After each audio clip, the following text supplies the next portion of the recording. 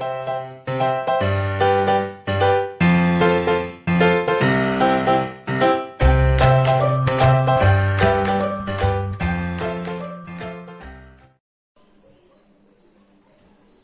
विद्यार्थी मित्रांनो, संजीवनी क्लासेस लोणेरेमध्ये आपलं सर्वांचं खूप खूप स्वागत। तुम्ही जर आमचे याआधीचे व्हिडिओज बघितलेले नसतील तर ते नक्की बघा आणि तुम्हाला जर ते आवडले तर लाईक करा, शेअर करा आणि सबस्क्राईब करा। आणि ज्यांनी आतापर्यंत आमच्या चॅनलला सबस्क्राईब केलेलं आहे त्यांचे खूप खूप धन्यवाद। चला तर मग आपण बघतो आहोत M2 चा second chapter Pythagoras theorem. Pythagoras थिअरमचा आज आपण एक अतिशय महत्त्वाचा थिअरम बघणार आहोत की ज्या थिअरमचा वापर करून नंतर आपल्याला पायथागोरसचा थिअरम प्रूव्ह करायचा आहे। मग कोणता आहे तो महत्त्वाचा थिअरम? तर त्या थिअरमचं नाव आहे similarity and right angle triangle. आपण फर्स्ट चॅप्टर सिमिलॅरिटी त्याच्यामध्ये ट्रायंगल सिमिलर दाखवायचे आपण बघितले, बरोबर ना?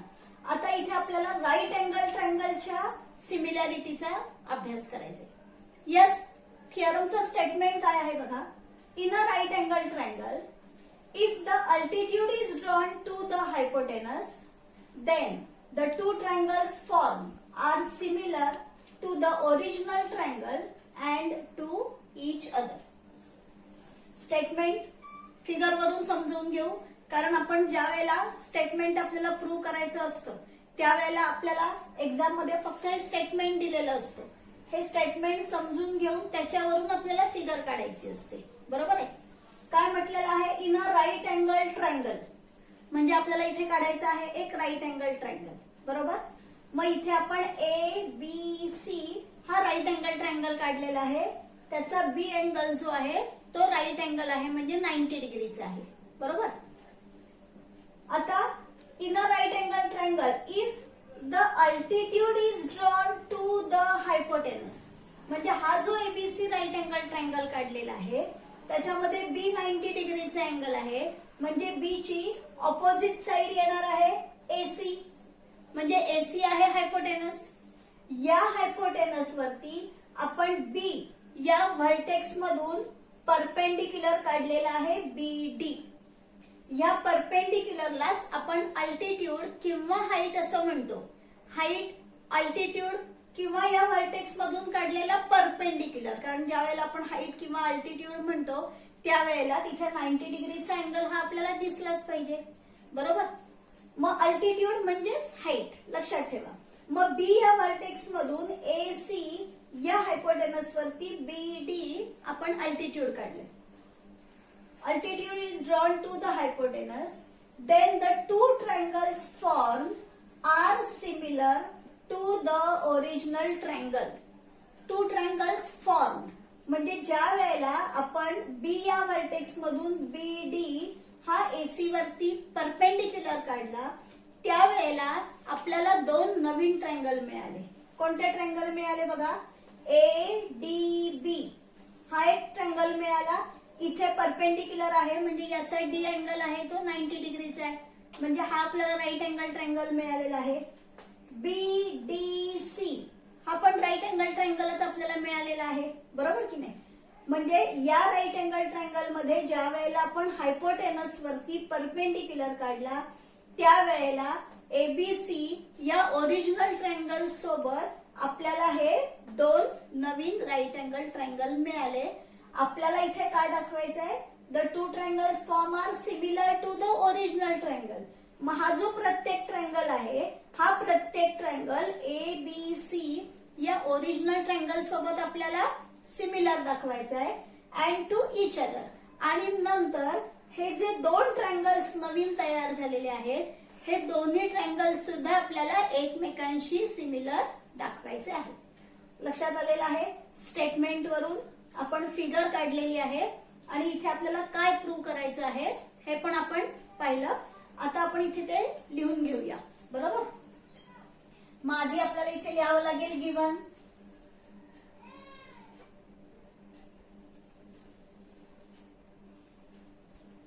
बघा हे इफ आणि देनचं स्टेटमेंट आहे, हो की नाही? म्हणजे in a right angle triangle if altitude is drawn to the hypotenuse, एवढं जे स्टेटमेंट आहे याच्यावरून आपल्याला इथे गिव्हन लिहावं लागेल। मग इथे आपण लिहूया in triangle ABC. ABC triangle आहे, आपल्याला माहिती आहे हा राईट अँगल ट्रायंगल आहे, म्हणजे त्याच्यामध्ये एक अँगल 90 डिग्रीचा आहे. मग कोणता अँगल 90 डिग्रीचा आहे ते आपल्याला इथे लिहायचंय. मग इथे मी लिहिते in triangle ABC angle ABC is equal to 90 degree. Altitude is drawn to the hypotenuse, म्हणजे या हायपोटेनस वरती अल्टिट्यूड काढलंय, हे सुद्धा आहे गिव्हन. मग इथे आपण लिहूया seg BD is perpendicular to seg AC. तुम्ही सेग एसीच्या इथे हायपोटेनस एसी असं लिहिलं तरीही चालेल. परपेंडिक्युलर काढल्यानंतर आपल्याला हा जो एडीसी या 3 पॉइंटचा बिटवीननेस मिळालेला आहे तो बिटवीननेस लिहायला विसरायचं नाही. म्हणजे मी इथे लिहिते A dash D dash C, हा झाला बिटवीननेस. आता याच्यावरून आपल्याला प्रूव्ह काय करायचंय, 2 ट्रायंगल्स फॉर्म. हे जे 2 ट्रायंगल्स तयार झालेले आहेत ते या ओरिजिनल ट्रायंगल सोबत पण आपल्याला सिमिलर दाखवायचे आहेत आणि नंतर ते एकमेकांशी सुद्धा आपल्याला सिमिलर दाखवायचे आहेत. मग आता इथे आपण लिहूया टू प्रूव्ह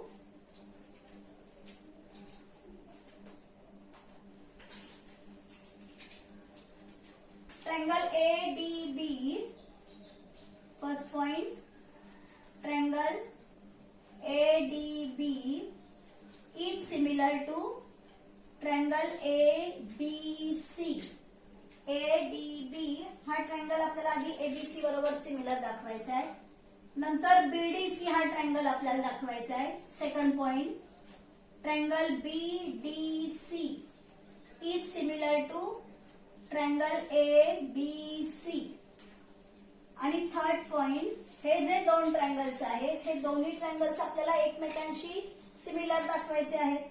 म्हणजे आपला थर्ड पॉइंट आपल्याला प्रूव्ह करायचा आहे triangle ADB is similar to triangle BDC. हे आपल्याला प्रूव्ह करून दाखवायचंय, बरोबर. आता इथे आपण ट्रायंगल्स प्रूव्ह करून दाखवायला सुरुवात करूया. मी इथे लिहिते प्रूफ.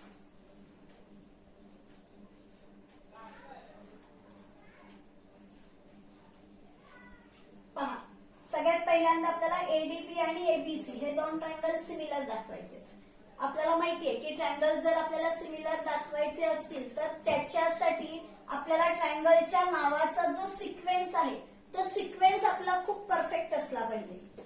सिक्वेन्स परफेक्ट असेल तर आपल्याला जे 2 पॉइंट्स घेऊन ट्रायंगल ए टेस्टनी सिमिलर दाखवायचं असतील किंवा जर ए सोडून इतर दुसऱ्या कोणत्या टेस्टने जर आपल्याला ट्रायंगल सिमिलर दाखवायचे असतील तर आपल्याला तिथे 3 पॉइंट्स असावे लागतात, बरोबर की नाही. जर ट्रायंगलच्या नावाचा सिक्वेन्स आपण परफेक्ट ठेवलेला असेल तर ते पॉइंट्स लिहायला आपल्याला अजिबात अडचण येत नाही. आता आधी ट्रायंगल सिमिलर दाखवायच्या आधी मी हा जो नावाचा सिक्वेन्स आहे एडीबी बीडीसी एबीसी हा सिक्वेन्स कसा लक्षात ठेवायचा ते सांगते. पहा, ओरिजिनल ट्रायंगल आहे आपला एबीसी. एबीसी या ट्रायंगलचं नाव लिहिताना मी एबी ही जी माझ्या फिगर मधली मोठी साइड आहे या मोठ्या साइड कडून मी इथे छोट्या साइड कडे आले, बरोबर. ए बी सी जसं मी ट्रायंगलचं नाव लिहिलंय त्यानुसार मी इथून हात फिरवते बघा. ए बी सी म्हणजे या ट्रायंगलची जी हायपोटेनस सोडून जी राईट अँगल करणाऱ्या 2 साइड्स आहेत त्याच्यापैकी मी ग्रेटर साइड कडून स्मॉलर साइड कडे आले, बरोबर. मग आता हा जो दुसरा ट्रायंगल आहे या दुसऱ्या ट्रायंगलचं नाव लिहिताना सुद्धा मी तसंच जाणार आहे की हायपोटेनस कडून न जाता ग्रेटर साइड करून स्मॉलर साइड कडे. मग याची A D he greater side आहे आणि डी बी ही स्मॉलर साइड आहे म्हणून मी घेतलं ए डी बी, बरोबर आहे. आता या ट्रायंगलचं नाव लिहिताना सुद्धा आपल्याला ग्रेटर साइड कडून स्मॉलर साइड कडे जायचंय म्हणजे इथे येणार बी डी सी, कारण बीडी ही याची ग्रेटर साइड आहे, डी सी ही स्मॉलर साइड आहे. मी आणखीन एका पद्धतीने तुम्हाला ही 2 नावं कशी लक्षात ठेवायची ती सांगते बघा. ए बी बी म्हणजे मी इथून या हायपोटेनस वरून आले आणि तिथून मी आतमध्ये या अल्टिट्यूड वरती आले, बरोबर. म्हणजे बाहेरून मी इथे आतमध्ये आले मध्ये आले, दुसऱ्या ट्रँगलचं नाव लिहिताना आतून बाहेर जायचं, म्हणजे या अल्टिट्यूड वरून रिव्हर्स जायचं आणि पुन्हा हायपोटेनसला यायचं. येतं लक्षात? म्हणजे तुम्हाला ट्रँगलच्या नावाचा सिक्वेन्स लक्षात ठेवायला काही कठीण जाणार नाही. बाहेरून आत, आतून बाहेर, या पद्धतीने लक्षात ठेवायचं. मग आता ते दोन ट्रँगल्स पैकी आधी आपल्याला एडीबी आणि एबीसी हे सिमिलर दाखवायचे, बरोबर? मग जे दोन ट्रँगल्स सिमिलर दाखवायचे ते दोन ट्रँगल्स मी तुम्हाला इथे रफ मध्ये काढून दाखवते बघा. एबीसी आपला जो फर्स्ट पॉइंट आपल्याला घ्यायचा आहे त्याच्यासाठी मी दाखवते. एबीसी हा आपला ओरिजिनल ट्रँगल आहे, बरोबर? या एबीसी बरोबर मला एडीबी हा ट्रँगल सिमिलर दाखवायचा आहे.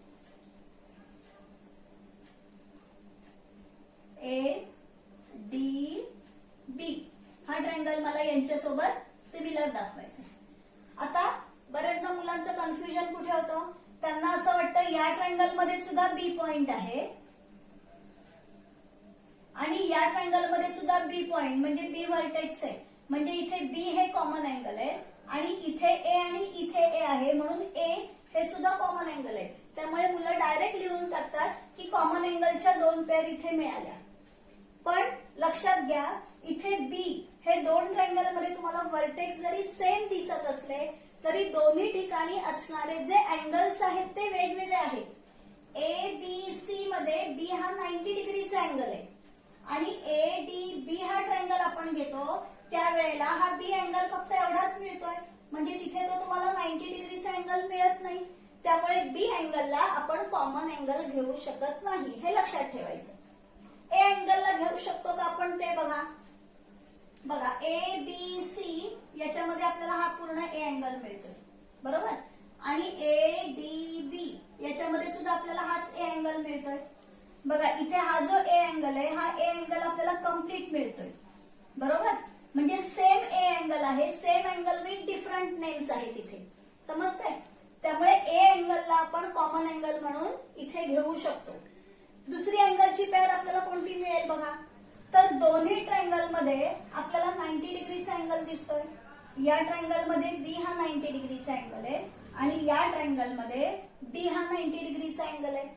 म्हणजे ही आपल्याला कॉन्ग्रुएंट अँगलची आणखीन एक पेअर मिळते, बरोबर? म्हणजे दोन पेअर आपल्याला मिळाल्या. एक ए हा कॉमन अँगल मिळाला आणि एक बी आणि डी ची राईट अँगलची आपल्याला पेअर मिळाली. म्हणजे ए टेस्टने हे दोन्ही ट्रँगल सिमिलर झाले, बरोबर? अतिशय सिंपल आहे. फक्त आपल्याला ट्रँगलच्या नावाचा सिक्वेन्स आणि त्याच्यावरून जे परफेक्ट ट्रँगल आपल्याला हवे आहेत ते आपण जर बाजूला काढून घेतले तर आपल्याला अँगलच्या पेअर्स लगेच मिळू शकतात. मग इथे आपण लिहूया आता in triangle A D B and triangle A B C. First point मी लिहिते, आधी कॉमन अँगलचा पॉइंट लिहूया. आपल्याला माहिती आहे आता बघा ए अँगल कॉमन आहे, आपण नावाचा सिक्वेन्स परफेक्ट घेतलेला आहे. ए कॉमन अँगल आपल्याला लिहायचा आहे म्हणजे ए ला आपल्याला मध्ये घ्यायचंय, बरोबर? मग इथून जर मी लिहिलं डी ए बी म्हणजे इथून मला लिहावं लागेल बी ए सी. आलंय लक्षात? मग मी इथे लिहिते angle D A B is congruent to angle B A C. याचं रिझन आपल्याला लिहावं लागेल कॉमन अँगल. रिझन आपण इथे लिहूया कॉमन अँगल.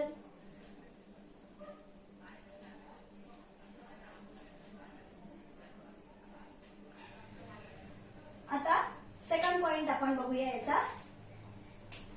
आपल्याला माहिती आता इथे 90 डिग्रीचा आपल्याला अँगल दाखवायचा आहे. मग याच्यामध्ये ए डी बी या ट्रँगल मध्ये डी हा 90 डिग्रीचा अँगल आहे, बरोबर? मग ए डी बी हा सिक्वेन्स ठेवला तर इथे येणार ए बी सी हा sequence. Angle A D B is congruent to angle A B C. इथे पुन्हा आपण रिझन लिहूया each of 90 degree. Each of 90 degree प्रत्येक अँगल जो आहे तो आपल्याला इथे 90 डिग्रीचा आहे, बरोबर ना? म्हणून हे दोन ट्रँगल्स आपण ए टेस्टने सिमिलर दाखवले. Triangle A D B is similar to triangle A B C.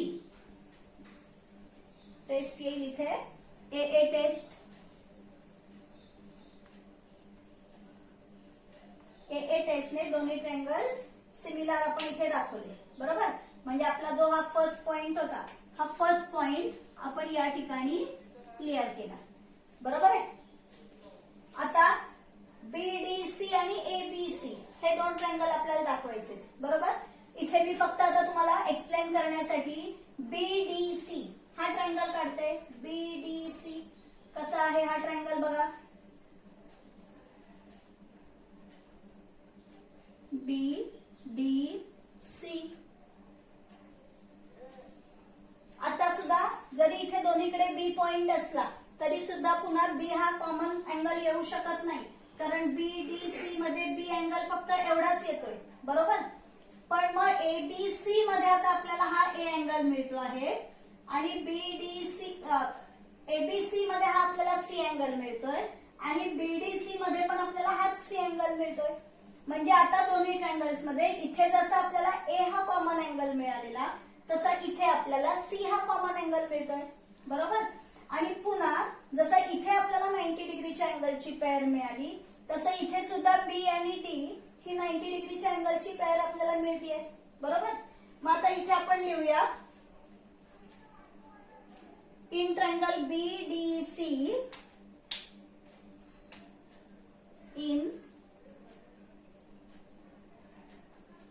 triangle BDC and triangle ABC.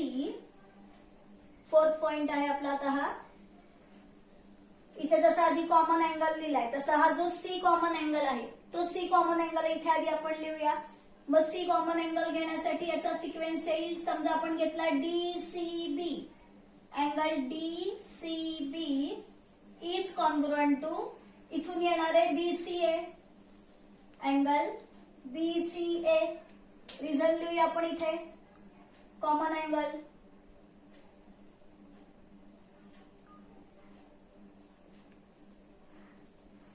Next point घेऊया. 90 डिग्रीच्या अँगलचा घ्यायचा आहे आपल्याला. बरोबर. बीडीसी मध्ये हाच बीडीसी अँगल 90 डिग्रीचा आहे. Angle BDC is congruent to इथून एबीसी येणार. आपण ट्रायंगलच्या नावाचा सिक्वेन्स परफेक्ट लिहिलाय त्यामुळे आपला हा सिक्वेन्स चुकूच शकणार नाही. इथे रिझन लिहूया आपण each of 90 degree. Each of 90 degree. दोन अँगल आपण दाखवले म्हणजे ए टेस्टने हे ट्रायंगल सुद्धा सिमिलर आले. Therefore triangle BDC is similar to triangle ABC by A test. A टेस्टने दोन्ही ट्रायंगल्स आपण या ठिकाणी सिमिलर दाखवले. म्हणजे आपला हा जो सेकंड पॉइंट होता हा सेकंड पॉइंट सुद्धा आपण या ठिकाणी प्रूव्ह केला. Triangle BDC is similar to triangle ABC. आता आपण बघूया लास्ट पॉइंट. लास्ट पॉइंट लिहिणं एकदम इझी आहे. बघा एडीबी हा ट्रायंगल पण एबीसी बरोबर सिमिलर आहे आणि बीडीसी हा ट्रायंगल सुद्धा एबीसी बरोबर सिमिलर आहे. बरोबर. मग दोन्ही ट्रायंगल जर का ट्रायंगल एबीसी या ओरिजिनल ट्रायंगल बरोबर सिमिलर असतील तर ते दोन्ही ट्रायंगल्स एकमेकांशी पण सिमिलर असणार. बरोबर. म्हणजे इथे ट्रान्झिटिव्हिटीने आपण हे ट्रायंगल्स डायरेक्ट सिमिलर लिहू शकतो. म्हणून मग इथे आपण लिहूया triangle ADB is similar to triangle BDC आणि याचं रिझन येणार ट्रान्झिटिव्हिटी.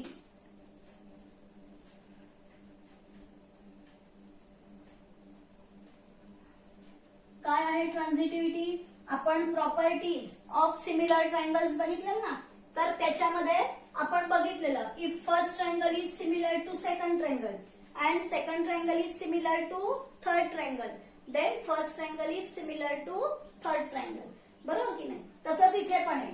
हा सेकंड ट्रायंगल आहे, समजा हा सुद्धा फर्स्ट ट्रायंगल बरोबर सिमिलर आहे, हा थर्ड ट्रायंगल सुद्धा जर थर्ड ट्रायंगल सुद्धा फर्स्ट ट्रायंगल बरोबर ती सिमिलर असेल तर सेकंड आणि थर्ड हे दोन ट्रायंगल सुद्धा एकमेकांशी सिमिलर असतात. म्हणून आपण दाखवलं ADB is similar to BDC. आपण इथे हे जे नंबर दिलेले आहेत ना त्याच्यानुसार जे जे आपण प्रूफ लिहिलेले आहेत त्यांना पण आपण इथे नंबर देऊया. समजा आपण हे फर्स्ट पॉइंट होता त्याचं प्रूफ लिहिलं, इथून आपण सेकंड पॉइंटचं लिहिलं आणि त्या दोनच्या प्रूफ वरून आपण हा जो आपला थर्ड पॉइंट होता त्या थर्ड पॉइंटचं प्रूफ आपण या ठिकाणी लिहिलं. अतिशय सिंपल आहे. फक्त असं थोडक्यात कोणताही प्रूफ तुम्हाला लक्षात ठेवायचा असेल तर गोकमपट्टी करून तुम्हाला त्या स्टेप्स ज्या आहेत त्या पाठांतर करायच्या नाहीये. फक्त काय कसं लक्षात ठेवायचंय की ओरिजिनल ट्रायंगल आहे त्याच्याबरोबर हे जे दोन छोटे ट्रायंगल आहेत त्यातला एक ट्रायंगल जो आहे तो ओरिजिनल बरोबर ए टेस्टने आपण सिमिलर दाखवतो. नंतर दुसरा छोटा ट्रायंगल आहे तो आपल्याला मोठ्या ट्रायंगल म्हणजे ओरिजिनल ट्रायंगल बरोबर ए टेस्टने सिमिलर दाखवायचा आहे. आणि ते दोन ओरिजिनल ट्रायंगल बरोबर सिमिलर दाखवले की ट्रान्झिटिव्हिटीने ते दोन्ही ट्रायंगल्स एकमेकांशी सुद्धा सिमिलर येतात. आणि ए टेस्टने कसे सिमिलर आहेत तर ते सुद्धा दोघांमध्ये आपल्याला एक कॉमन अँगलची पेअर मिळते आणि एक 90 डिग्रीच्या अँगलची पेअर मिळते. येत्या लक्षात. अतिशय सिंपल आहे. जर तुम्ही एकदा हे व्यवस्थित पाहिलं तर तुम्हाला पुन्हा याची फारशी रिव्हिजन सुद्धा करावी लागणार नाही. एवढं सिंपल हे प्रूफ आहे. येत्या लक्षात. याच्यानंतर आपण जाऊया आता पुढच्या प्रूफकडे. चला आता आपण बघूया थिअरम ऑफ जॉमेट्रिक मीन. हा थिअरम बघायच्या आधी जॉमेट्रिक मीन हा वर्ड आपण लक्षात घेऊया. तुम्ही 9th स्टँडर्ड मध्ये हा वर्ड ऐकलेला आहे बरोबर ना. जॉमेट्रिक मीन कुठे बघितलेला आपण तर M1 मध्ये आपण जॉमेट्रिक मीन हा वर्ड बघितलेला. तिथे आपण काय बघितलेलं if A B C are in continued proportion then ABC हे जर कंटिन्यूड प्रपोर्शन मध्ये असतील तर आपण ते कसं लिहितो A upon B is equal to B upon C. बरोबर. कंटिन्यूड प्रपोर्शन मध्ये असेल त्यावेळेला फर्स्ट आणि लास्ट टर्म सोडून जे सगळे मिडिल टर्म असतात ते आपले रिपीट होतात बरोबर ना.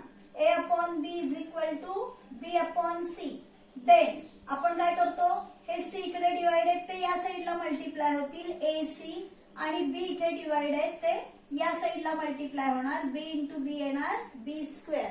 म्हणजे इथे आपण बी ला ए आणि सी चा जॉमेट्रिक मीन असं म्हणतो बरोबर. मग तिथे आपल्याला B square is equal to AC मिळतं. मग तसंच इथे पण आपल्याला जॉमेट्रिक मीन कोण आहे ते पाहायचे.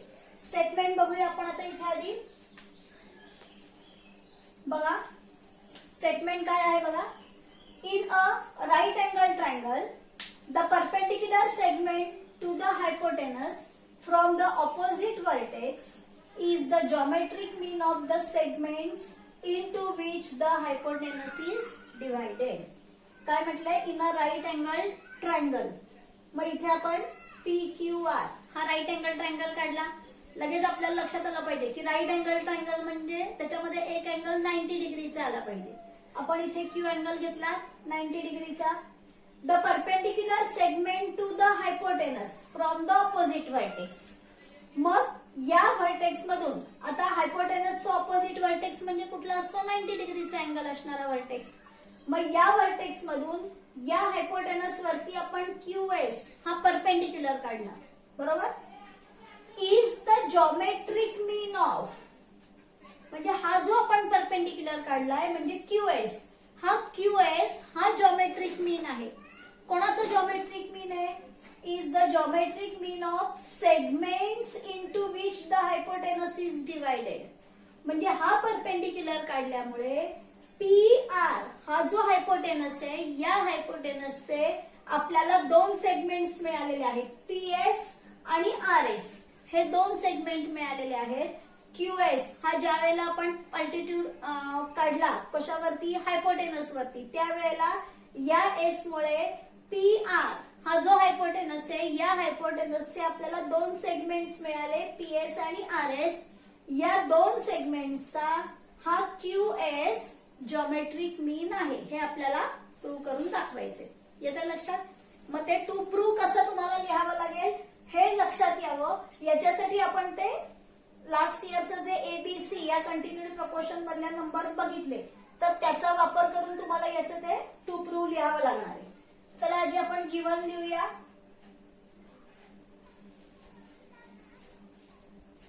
गिव्हन मध्ये इथे येईल in right angle triangle perpendicular segment to the hypotenuse from opposite vertex. म्हणजे इथे आपण जसं मगासचे जे theorem similarity and right angle triangle याच्यामध्ये जे गिव्हन होतं तसंच गिव्हन इथे येईल. मग इथे आपण लिहूया in triangle P Q R, in triangle P Q R angle P Q R is equal to 90 degree. P Q R मध्ये क्यू हा अँगल आपण घेतलाय 90 डिग्रीचा. Seg Q S is perpendicular to seg P R. Q S is perpendicular to P R. पुन्हा मगाशी जसं आपण betweenness लिहिलेला तसाच बिटवीननेस इथे पण लिहूया आपण. P dash S dash R किंवा तुम्ही R dash S dash P असं लिहिलं तरीही चालेल. आणि आपल्याला इथे प्रूव्ह करायचंय आता,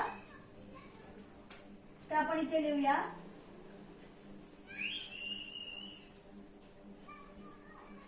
टू प्रूव्ह. काय म्हटलंय त्यांनी, this perpendicular is geometric mean of segments into which hypotenuse is divided. म्हणजे QS is geometric mean of PS and RS. मग मी इथे लिहिते QS is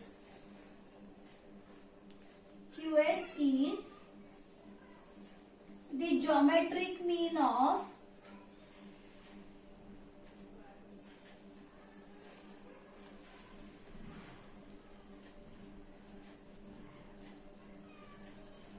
seg RS and seg PS. तुमच्या टेक्स्टबुक मध्ये त्यांनी डायरेक्ट स्टेटमेंट नंतर प्रूफ दिलेला आहे, त्याचं गिव्हन आणि टू प्रूफ दिलेलं नाहीये. पण लक्षात ठेवा आपल्याला गिव्हन आणि टू प्रूफ हे दोन्हीही लिहिता येणं गरजेचं आहे आणि आपण ते इथे लिहिलेलं आहे. आता आपण प्रूफ इथे लिहूया.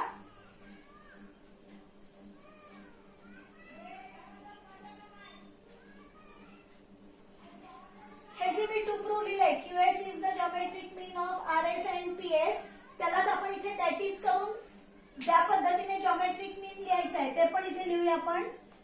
That is QS square is equal to R S into PS. R S into PS. बघा तिथे तुम्हाला कसं B square is equal to AC होतं ना, तसंच इथे आपल्याला दाखवायचंय क्यूएस हा जॉमेट्रिक मीन दाखवायचा आहे. म्हणजे त्याचा आपल्याला स्क्वेअर हवाय. QS square is equal to R S into PS हे आपल्याला प्रूव्ह करून दाखवायचंय. आता आपण जो सिमिलॅरिटी अँड राईट अँगल ट्रायंगलचा थिअरम बघितलेला आहे ना, त्याचाच वापर करून आपल्याला हे प्रूफ लिहायचे आणि तुम्ही डायरेक्ट ते रिझन लिहून डायरेक्ट त्या पद्धतीने प्रूफ लिहू शकता. मग इथे आपण लिहूया इन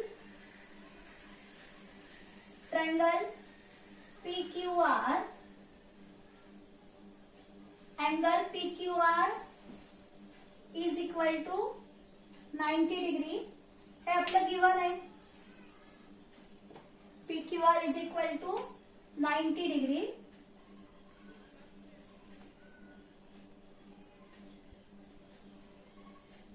हे गिव्हन आहे. आणखीन काय गिव्हन आहे, QS perpendicular to P R तेही लिहूया आपण इथे.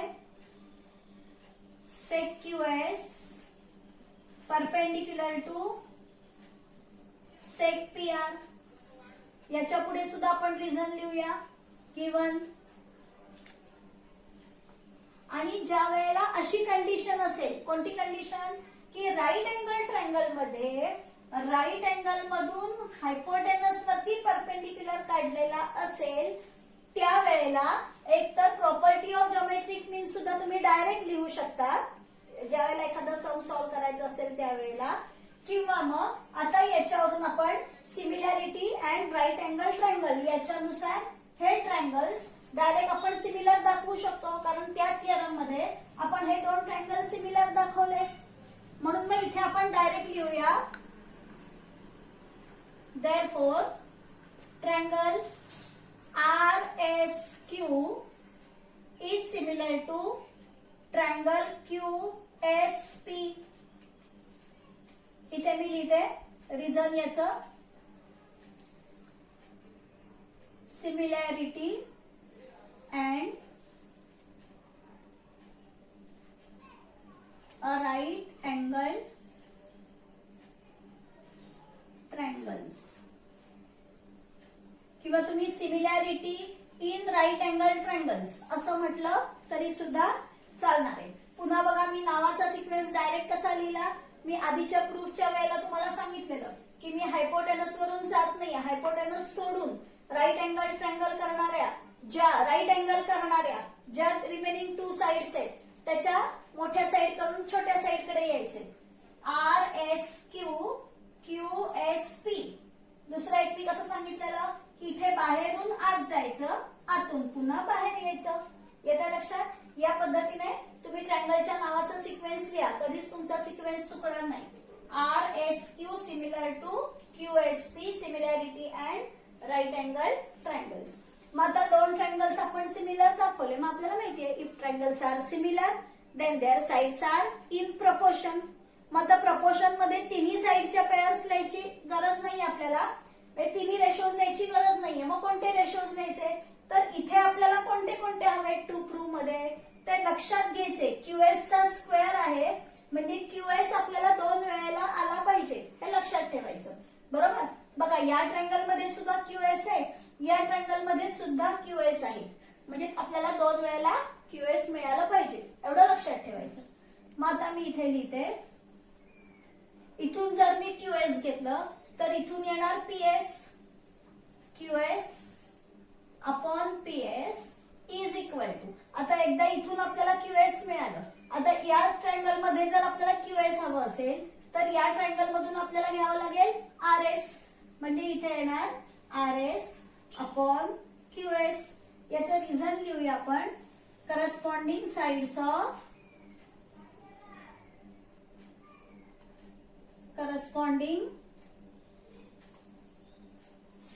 Of similar triangles. सिमिलर ट्रायंगलच्या साइड्स इन प्रपोर्शन असतात, ते आपण इथे दाखवल्या. मग आता हे QS इकडे डिवाइड आहे, तर या QS ला इथे मल्टिप्लाय होणार. QS into QS. तुम्ही डायरेक्ट इथे QS इंटू QS असं न लिहिता QS स्क्वेअर असं लिहिलं तरी सुद्धा चालणार आहे. QS square is equal to आपल्याला काय हवंय, RS into PS. RS into PS. PS इकडे डिवाइड आहेत, या साईडला गेल्यानंतर ते मल्टिप्लाय होणार आहेत. RS into PS. आपण ते प्रूव्ह केलं, म्हणजेच आपण इथे लिहू शकतो QS is the geometric mean of सेग RS and सेग PS. मग इथे आपण लिहूया that is सेग QS is the geometric mean of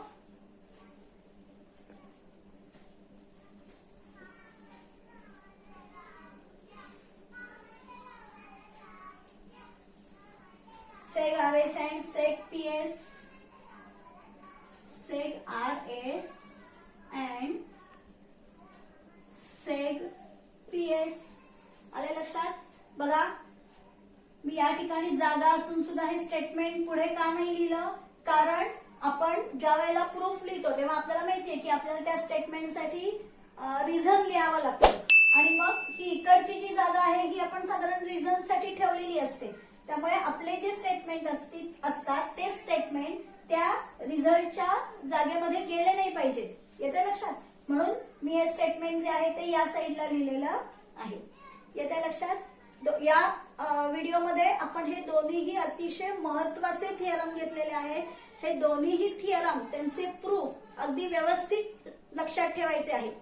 नुसतं प्रूफच लक्षात ठेवायचं नाहीये, तर त्या दोन्ही फिगरचं स्टेटमेंट मी नेहमी सांगते की स्टेटमेंट पार्ट नाही करायचे, पण similarity and right angle triangle म्हणजे काय आहे किंवा जॉमेट्रिक मीनचा थिअरम म्हणजे काय आहे हे तुम्हाला पटकन लक्षात आलं पाहिजे.